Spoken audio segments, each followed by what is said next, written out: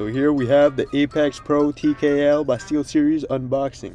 So let's get right into it. So we open up the box, you know it's a box, but we struggle because we're kind of on the slower side, and we forgot there's tape on the sides of the box, and we quickly get that shit off, and we start opening the box up.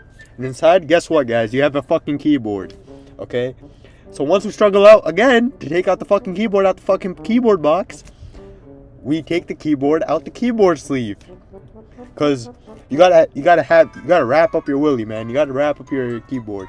So the keyboard looks like any other keyboard. It's pretty nice though. It looks nice. It looks sexy.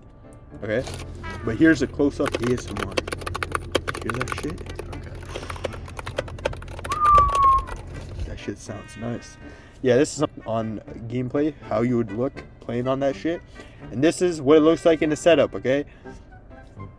It looks kind of nice, but you might be wondering why I'm not unboxing it, but I'm not, okay?